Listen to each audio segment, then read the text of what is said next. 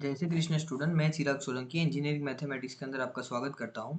आज का हमारा टॉपिक है हायर ऑर्डर और कांस्टेंट कोएफिशिएंट के एग्जाम्पल। लेकिन इस एग्जाम्पल में हमें कुछ कंडीशन दी होगी। अब ये कंडीशन कैसी होगी वो थोड़ा देखो आप। तो एग्जाम्पल सबसे पहला हम ले रहे हैं ये वाला। सपोज हमारे पास कोई एग्जाम्पल है और एग्जाम्पल हमें ये दिया है। सो डी जो डेरिवेशन हो रहा है वो 4 टाइम डेरिवेशन हो रहा है, okay, plus 18 d square y upon d x square plus 81 y equal to 0। अब इसके हम रूट कैसे फाइंड करेंगे? तो सबसे पहले हमें क्या करना पड़ेगा, ऑक्सिलरी इक्वेशन के अंदर कन्वर्ट करना पड़ेगा। तो ऑक्सिलरी इक्वेशन में हम कन्वर्ट करते हैं तो देखते क्या होता है।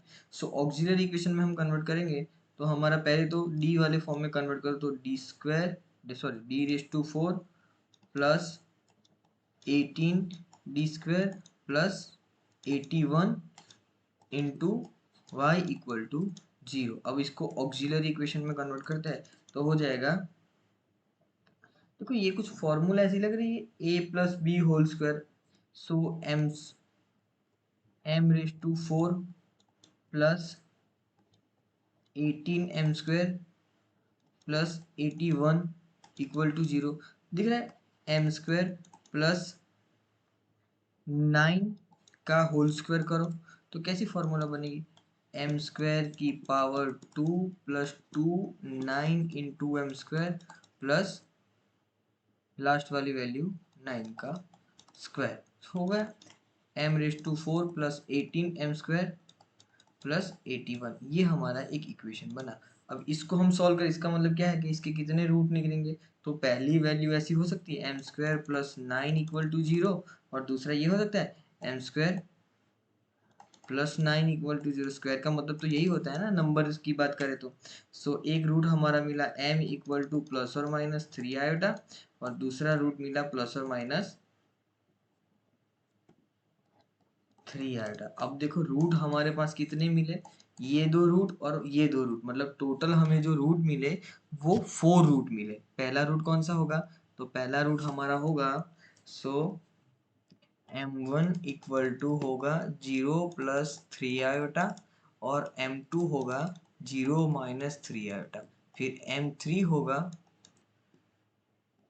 0 प्लस 3 आयोटा, और m4 होगा 0 प्लस सॉरी माइनस 3 आयोटा।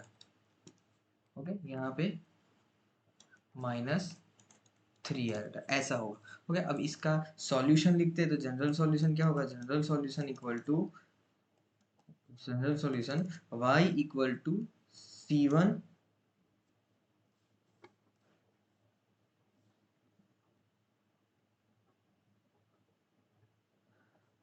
दोनों रूट सेम है तो क्या होगा, तो इसका जनरल सॉल्यूशन होगा m1 दोनों से वैल्यू सेम है तो ऐसा हो सकता है। So e raise to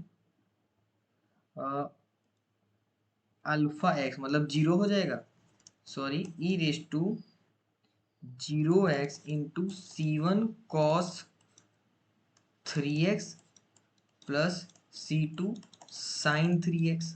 okay, then plus दूसरी value, so e raise to 0x into c1 cos 3x plus c2 sine 3x। ये हमारा जनरल सॉल्यूशन हो गया। अब इसको और मैं थोड़ा लिखूँ तो ऐसे लिख सकता हूँ, e रेज टू 0 तो 1, सो c1 और यहाँ पे c1 यहाँ पे c1 दोनों जगह पे लिखते हैं c1 cos 3x plus c2 sine 3x।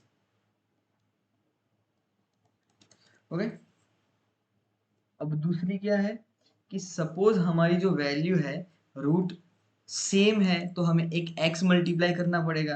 देखो यहाँ पे कॉम्प्लेक्स तो है लेकिन रूट सेम है तो एक x मल्टीप्लाई करना पड़ेगा। तो हम क्या करेंगे, x मल्टीप्लाई करेंगे। देखो कंडीशन क्या है हमारी, रूट सेम होने चाहिए, रूट सेम भी है और कॉम्प्लेक्स भी है तो एक x भी मल्टीप्लाई करना पड़ेगा। तो x हम यहाँ पे मल्टीप्लाई करेंगे और एक x हम यहाँ पे मल्टीप्लाई करेंगे। ये समझ में आया? ओके, तो हमारा क्या हो जाएगा, यहाँ पे एक x मल्टीप्लाई होगा, x क्यों मल्टीप्लाई होगा, क्योंकि रूट जो है वो दोनों सेम वैल्यू है। देखो सेम मतलब ये और ये दोनों सेम सेम और कॉम्प्लेक्स, तो हम ये वाली फॉर्मूला अप्लाई करेंगे। तो इसका जनरल सॉल्यूशन क्या बनेगा, so y equal to C1 plus C2, मैं x कॉमन निकाल लेता हूँ, यहाँ पे होता है हमारा cos 3x, ओके, मैंने cos यहाँ से cos और यहाँ से cos 3 निकाल लिया, ओके, तो 3 and 4 भी लिख सकता हो, 2 and 3 भी लिख सकते हो, कोई इश्यू नहीं, C1 C2 C3 सीक्वेंस में आप कुछ भी लिखो, कोई इश्यू नहीं है, ओके ओके। फिर यहाँ पे होगा C1 प्लस C2, यहाँ पे भी x, अब यहाँ पे 1 2 लिखा है तो मैं यहाँ पे लिखता हूँ 3 and 4, ओके, तो यहाँ पे फिर से लिखता हूँ मैं sin 3x, ये हो गया हमारा सॉल्यूशन, ओके। इस टाइप का भी सॉल्यूशन हो सकता है। नेक्स्ट एग्जांपल पे जाते हैं, अगर ना समझ में आया तो कमेंट बॉक्स में मुझे कमेंट कर देना, ओके। फिर एग्जांपल आगे जाते हैं, आगे वाले जो एग्जांपल है उसमें क्या हो सकता है, देखो सपोज हमें कोई कंडीशन दी है, कंडीशन कौन सी दी है कि एग्जाम्पल तो हमें दिया ही है, और उस एग्जाम्पल में हमें सर चलो एक और एग्जाम्पल इस टाइप का करते हैं, d⁴y dx⁴ plus 6d³ upon dx³ plus 9d² y upon dx² equal to 0। इसको हम ऑक्सिलरी इक्वेशन में कन्वर्ट करें तो क्या हो जाएगा, m⁴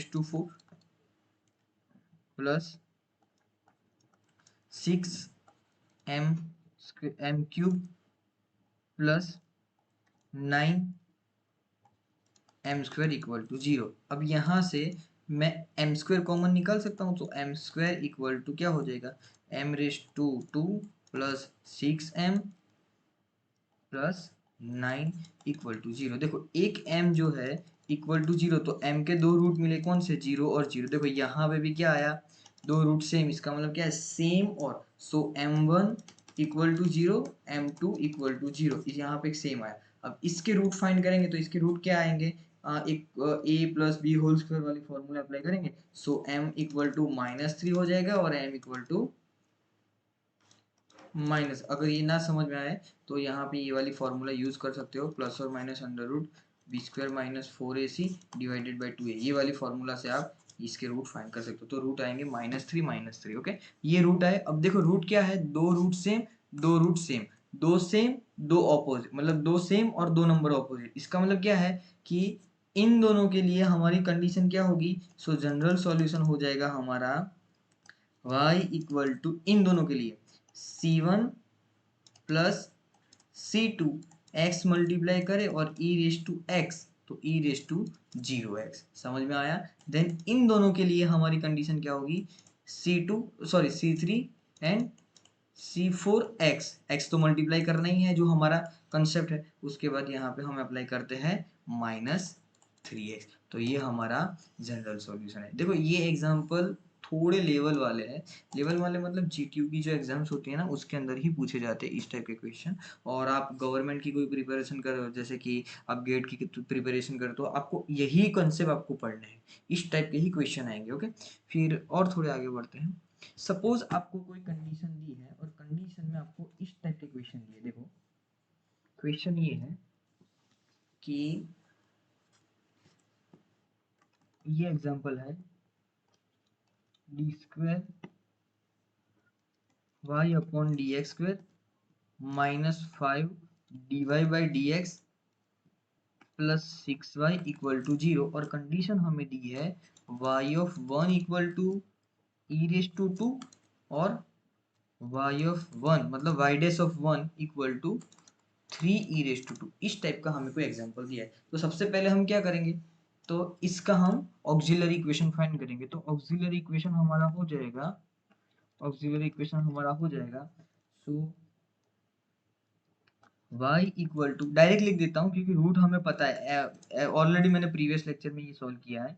सो चलो लिख ही देते हैं, so m² -5m plus 6 equal to 0। So इसके रूट आएंगे, रूट क्या होंगे, सो रूट आएंगे m इक्वल टू 3 और m equal to 2। So m1 और m2 ये दो रूट्स है। अब इसका जनरल सॉल्यूशन क्या बनेगा, तो जनरल सॉल्यूशन होगा yc equal to C1 e⁻2 3x plus c two e raise to 2x। अब आप इंटरचेंज कर सकते हो, ये 3 की जगह पे 2 और 2 की जगह पे 3 लिख सकते हो, कोई प्रॉब्लम नहीं। 1 की जगह पे 2, 2 की जगह पे 1 भी लिख सकते हो, कोई इश्यू नहीं है। अब देखो कंडीशन क्या है, यहाँ पे कंडीशन दी है, इसका मतलब क्या है कि y हमें फंक्शन दिया है, उसकी एक वैल्यू दी है y of 1 equal to e raise to 2। इसका मतलब यहाँ पे इस इक्वेशन में y ऑफ 1 लिखो, जहाँ पे भी x है वहाँ पे हमें 1 पुट करना है। So c1 e raise to 3 1 plus c2 e raise to 2 of 1। अब y1 की वैल्यू हमें दी हुई है, तो e raise to 2 equal to c1 e raise to 2 into e raise to 1 we can write. क्यों? क्योंकि पावर का एडिशन होता है तो लिख सकते हैं। सो सी टू ई रेस टू 2। अब इसमें से मैं ई रेस टू 2 कॉमन निकालता हूँ। सो ई रेस टू 2 कॉमन निकाला, c1 e raise to 1 plus c2। अब ये और ये कैंसिल आउट, बचेगा क्या 1 1 equal to c1 e raise to 1 plus c2। ये इक्वेशन हो गई हमारी 1। ओके, अब इक्वेशन हुई 1। अब हम क्या करेंगे, ये वाली वैल्यू दी है, इसका मतलब इसका डेरिवेशन करना पड़ेगा। सो इसका मैं डेरिवेशन करता हूँ तो क्या हो जाएगा, सो इसका डेरिवेशन आएगा, डेरिवेशन होगा इसका डेरिवेशन आएगा। So y dash equal to c जो है c1 e raise to 3x, और ये जो 3 है वो आगे आ जाएगा, तो 3 plus c2 e raise to 2x, और ये जो 2 है वो आगे आ जाएगा। ये हमारा एग्जाम। ओके, अब इसके अंदर जो गिवन वैल्यू है वो पुट करते हो, तो यहाँ पे हमारी वैल्यू कौन सी है, तो e मतलब y डैश ऑफ 1 की जगह पे हमारी वैल्यू 3 ई रेस टू 2, तो वैल्यू पुट करते हैं। तो यहाँ पे जब वैल्यू पुट करेंगे तो वैल्यू कौन सी है हमारी, 3 e raise to 2 equal to 3 c1 e की पावर 1 पुट करनी है। जब 1 पुट करेंगे so 3 1 plus 2 c2 e raise to 2 1, ये हमारी वैल्यू रहेगी। ओके, अब इसमें से 3 ई रेस टू 2, तो 3 c1 e raise to 3 plus 2 c2 e raise to, ये वाली वैल्यू। अब इसमें जो कॉमन निकलता है उसको फिर से कॉमन निकाल लो, तो इसमें से कॉमन क्या निकलेगा, सो पहले तो 2 कॉमन निकालो, so 3 e raise to 2, so 3 c1 e plus 2 c2। Okay, common निकला हमारा ई रेस टू 2, तो 2 2 कैंसिल आउट, सो बचेगा क्या, so 3 equal to 3 c1 e plus 2 c2। अब इसको और इन दोनों को हम कंपेयर करते हैं, तो इक्वेशन हमारी कौन सी बनेगी, तो इक्वेशन हमारी बन रही है ये कि 1 equal to c1 e plus c2। Okay, फिर सेकंड इक्वेशन है हमारी 3 equal to 3 c1 e plus 2c2। अब इन दोनों में से कोई एक, तो इसको मैं 3 से मल्टीप्लाई कर दूं तो चलेगा, तो क्या हो जाएगा, तो यहाँ पे होगा 3 equal to c1 e plus 3c2। फिर यहाँ पे होगा 3 इक्वल टू 3, ये 3 मल्टीप्लाई यहाँ पे भी करना पड़ेगा, यहाँ पे भी करना पड़ेगा, तो 3 c1 e प्लस 2c2, ये माइनस माइनस, सो ये 0 मतलब 1, हाँ सॉरी 0। फिर यहाँ पे वैल्यू फाइंड करेंगे तो क्या हो जाएगा, प्लस माइनस तो 0, और यहाँ पे c2 3 माइनस 2 तो c2, तो c2 की वैल्यू आई 0। अब ये इक्वेशन, ये वैल्यू इन दोनों में से कोई भी इक्वेशन में पुट करो, तो हम इजी वैल्यू में पुट करते हैं, तो हो गया 1 equal to c1 e plus c2। इसमें मैं पुट करता हूँ तो c2 की वैल्यू हो गई, सो c2 की वैल्यू आ गई 0, यहाँ पे c1 e और 1, सो c1 की वैल्यू आई 1 बाई ई। अब ये जो इक्वेशन में c1 और c2 की वैल्यू आई वो इक्वेशन नंबर हमारी स्टार में पुट करेंगे। अब इक्वेशन नंबर हमारी स्टार क्या है, so y c equal to, ऐसा कुछ इक्वेशन था ना, वाई सी इक्वल टू जिसमें हमने डेरिवेशन किया, ये रहा हमारी main equation. So y c equal to, यहाँ पे c1 और c2 की वैल्यू पुट करो, so y c equal to क्या है, y c equal to c1 e raise to 3x plus c2 e raise to 2x। तो y1 की value क्या है, so y c equal to y1 की c1 की value क्या है, तो c1 की value e raise to 3 by 3x by e plus c2 की value 0 into e raise to 2x। अब ये पूरा फंक्शन तो जीरो हो जाएगा, तो y की वैल्यू आई e raise to 3x by e. तो ये हमारा आंसर है। इस टाइप के क्वेश्चन भी आते हैं। यहाँ तक किसी भी स्टूडेंट को कुछ भी डाउट है तो कमेंट बॉक्स के अंदर मुझे कमेंट कर सकता है। धन्यवाद स्टूडेंट। जय श्री कृष्णा, जय श्री राम।